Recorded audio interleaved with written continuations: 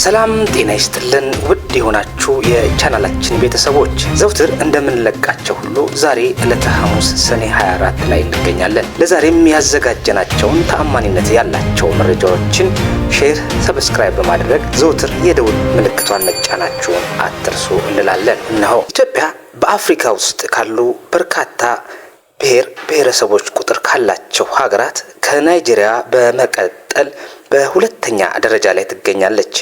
በአሁኑ ወቅት በኢትዮጵያ ከ85 በላይ የሆኑ ብሔረሰቦች ቋንቋዎች ያሏቸው ሲሆን እነዚህ ብሔረሰቦች በባህላቸው፣ በቋንቋቸው፣ በእምነታቸው ተፋቅረውና ተከባብረው ለዘመናት በመኖር ላይ ዛሬ ድረስ ያሉ ሲሆን በውስጣቸው በርካታ እሴቶችን በመያዝ በብዝሃነት ለአንድነት በሚል እሳቤ ለሀገር እድገትና ከፍታ አብረው ይሰራሉ ይኖራሉ።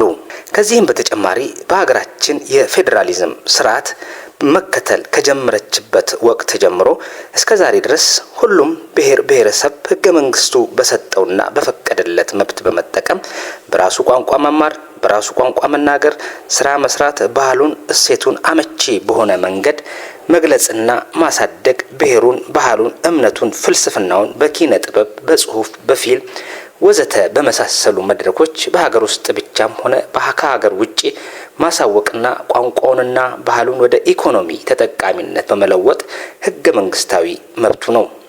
ይህ ሆኖ ሳለ በፌዴራሊዝም ጽንሰ ሐሳብ ልዩነቱ ውስጥ አንድነትን ማጎልበት ሲሆን ከዚህ መርህ በመገንጠል ከአንድነት ይልቅ ልዩነትን ማራመድ፣ ጫፍ የወጣ ብሔርተኝነትን መስበክ፣ ልዩነትን ከማጥበብ ይልቅ ልዩነትን ማስፋት ተግባር ያደረጉ እንዳሉ ይታወቃል። አንድነት ምንም አይነት አማራጭ የሌለው ለሀገር እድገትና ሰላም ብሔራዊ ተጠቃሚነትን የሚያመጣ እንደሆነ ለማንም ግልጽ ነው። ከጊዜ ወደ ጊዜ ዓለም እየሰለጠነ ህዝቦቿም አንድ አስተሳሰብና አሰላለፍ ወደሚከተሉበት ወደፊት እየሄዱ ባሉበት ወቅት ወደ ኋላ የሚጎትት አስተሳሰብን መከተል ተገቢ አይሆንም። በሀገራችን በኢትዮጵያ ብሔርና ኢኮኖሚ ላይ ጥናት ያደረጉ አካላት እንደገለጹልን ከቅርብ ጊዜ ወዲህ እየታየ ያለውና በፍጥነት እየጨመረ የመጣው ብሔርን ስም ተኮር ያደረገ ባንኮች መበራከት ነው። የትኛውም ብሔር በብሔሩ ስም ባንክ ማቋቋም መብት ያለው ቢሆንም እንደ ኢኮኖሚክስ ባለሙያዎች ትንታኔ ብሔር ተኮር ያደረጉ ስያሜ ያላቸው ባንኮች መሄድ ያለባቸውን ርቀት መሄድ አይችሉም። በተለያዩ የአፍሪካ ሀገራት ተሞክሮ ውጤታማ ያልሆነ አሰራር ነው ይላሉ። ባንክ ለአንድ ሀገር ህዝብ እድገትና ልማት፣ ለሀገር ኢኮኖሚ ማደግ፣ ለኢንዱስትሪ፣ ለግብርና ወዘተ ለመሳሰሉት ኢኮኖሚያዊ ግብአቶች ባንክ ከፍተኛ ሚና በመጫወት ተግባር ግንባር ቀደሙ ነው። ሆኖም ግን የባንክ አሰራርና ግሎባል ወይንም ዓለም አቀፋዊ መርህን የሚከተል ውስጣዊ አሰራርና አደረጃጀት ያለው ተቋም በመሆኑ ስያሜውም ሁሉን አሳታፊና ሁሉን አቀፍ መሆን አለበት ይላሉ። ባንኮች በእምነትና በብሔር ስያሜ የታሰሩ ከሆነ ከብሔርተኝነት እሳቤ ባለመላቀቅ ማህበረሰቡም የሚሰጡትን አገልግሎት የተገደበና ቡድናዊ የሆነ አሰራር እንዲከተሉ ያደርጋል ይላል ጥናቱ።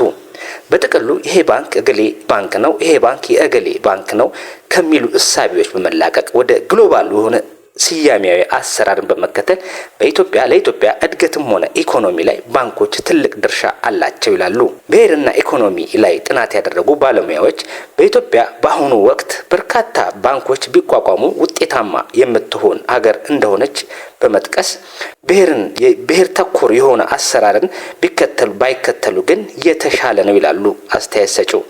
ከዚህም በተጨማሪ በተለያዩ ከተሞች ብሔር ተኮር ስያሜ ያላቸው ባንኮች ቢከፈቱም ለኪሳራ መዳረጋቸውን ይናገራሉ። ሌሎች ደግሞ ይህንን አሰራር በመከተል ወደ ስራ ከመግባታቸው በፊት ጥናት በማድረጋቸውን አውቀዋል። ወደዚህ የባንክ አሰራር ወደ ባንክ አሰራር ለመግባት ጥናት ላይ እንዳሉም ጥናቱ ያመለክታል ብለዋል። ሌሎችም ወደዚህ የባንክ አሰራር ለመግባት ጥናት እያደረጉ መሆናቸውንም ከጥናታቸው ሀሳብ ገልጸውልናል። በአንድ ወቅትም ጠቅላይ ሚኒስትር አብይ አህመድ ለተወካዮች ምክር ቤት ሲገልጹ ብሔርን ተኮር ያደረገ ስያሜ ያደረጉ ባንኮች ውጤታማ ሊሆኑ አይችልም ማለታቸው የሚታወስ ነው።